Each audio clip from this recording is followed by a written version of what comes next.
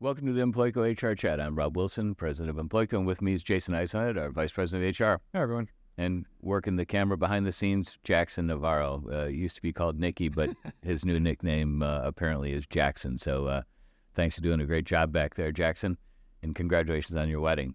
So, Jason, affirmative action, Supreme Court recently struck down affirmative action, and that was a lawsuit that went back to University of North Carolina and Harvard. Right, yeah. End of June, Supreme Court had two pretty big decisions, both kind of the same outcome, where at the university level, the admissions process cannot be based on anything related to race. So no longer can universities like Harvard or North Carolina look at race as a potential qualifying to boost their diversity and equity and inclusion.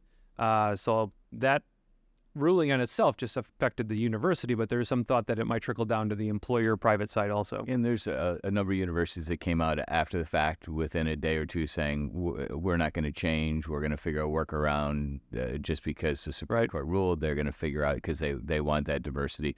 But in the workplace standpoint, employers, as we've done some research on with our law firms that we work with and what's the not fallout, but what effect does it have on diversity, equity, and inclusion in the workplace? Yeah, exactly. So we're very close with a couple of law firms, kind of nationwide leading law firms, and in my context, each of the law firms sometimes have differing opinions of what their recommendation guidance to employers should be.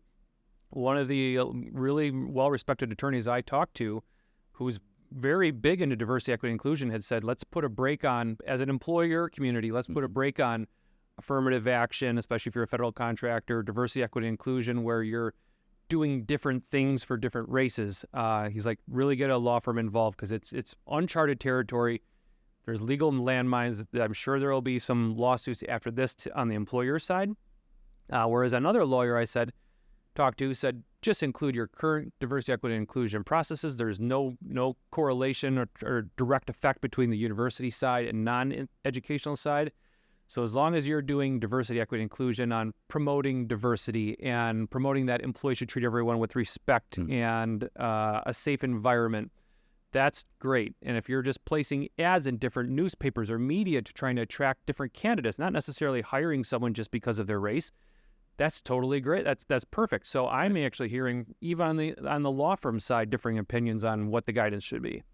And something to be concerned at then is, as you said, there's going to be lawsuits at some point because there always are, and so you want to be protected as an employer. So if you don't have Employment Practices Liability Insurance, EPLI, which all of our clients have, that comes with what Employco does.